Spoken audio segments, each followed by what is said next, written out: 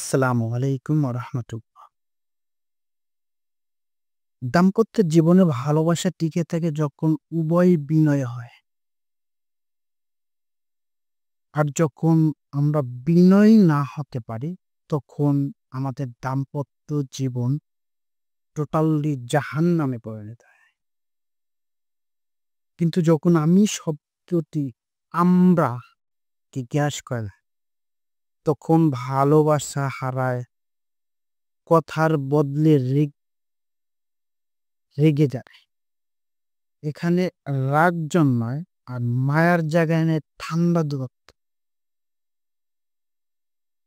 সবচেয়ে বড় যেই দেওয়ালটা সেটা হলো আমি ঠিক তুমি ভুল। এই চিন্তা ধীরে, ধীরে সম্পর্কের অসহনীয় করে তোলে।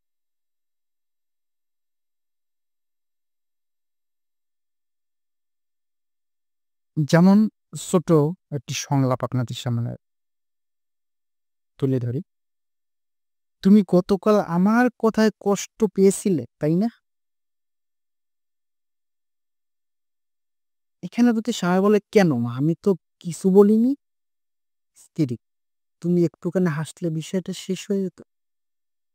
তখন স্বামী বলে, "সবসময় আমাকেই কেন আগে ক্ষমা চাইতে হবে?" এই এক লাইন সম্পর্কে দেওয়াল ফাটল ধরায়। অহংকার সেই ভালোবাসাকে ধীরে, ধীরে নিঃশেষ করে দেয়। পবিত্র কুরআনে সূরা ইমরানের ভিতরে বলে, যারা মানুষকে ক্ষমা করে দেয়, আল্লাহ তাআলা তাদেরকে ভালোবাসেন। সম্পর্ক টিকিয়ে রাখার জন্য যে ব্যক্তি আগে ক্ষমা চায়, সে ব্যক্তি আল্লাহর প্রিয় পাত্র হয়ে যায়, প্রিয় বান্দা হয়ে যায়। অহংকার নয়, বিনয়ী মুমিনের পরিচয়। আল্লাহ তাআলা অহংকারী ব্যক্তিকে কখনোই ভালোবাসেন না।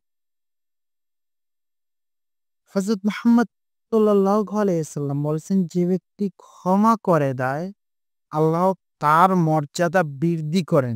সেই মুসলিম শরীফ। নবী করিম সাল্লাল্লাহু আলাইহি ওয়াসাল্লাম নিজে কখনো আমি বড় বলেননি।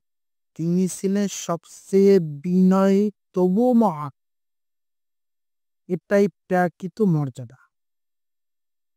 আমরা যদি একটু মানসিকভাবে বিশ্লেষণ করি, মনোবিজ্ঞান বলে অহংকারের পিছনে থাকে ভয় ও আত্মরক্ষা প্রবণতা।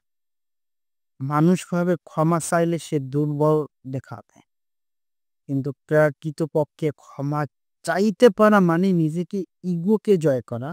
এটাই আত্মবিশ্বাসের নিদর্শন। যখন স্বামী স্ত্রী কেউ আগে ক্ষমা চায় না, তখন ছোট বিষয় বড় হয়ে যায়, নীরবতা বাড়ে, দূরত্ব তৈরি হয়। আর শেষে মানসিকভাবে একে অপরের কাছে অসহ্য মনে হতে শুরু করে। তার শেষ পর্যায়ে সংসার জাহান্নামে পরিণত হয়। সমাধান বা আমল: প্রতিদিন ঘুমানোর আগে একে অপরের প্রতি কষ্ট থাকলে ক্ষমা চাওয়া, নামাজ শেষে আল্লাহর কাছে দোয়া করা,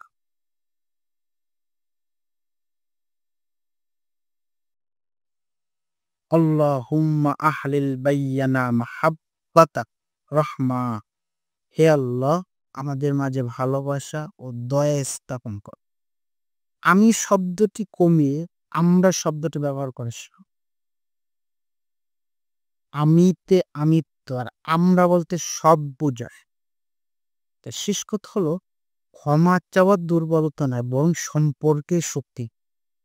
যে আমি কে ভাঙতে জানে সে আসলে নিজের হৃদয় সংসার ত্রুটি বাঁচাতে পারে। কারণ অহংকার যত বাড়ে ভালোবাসা তত কমে।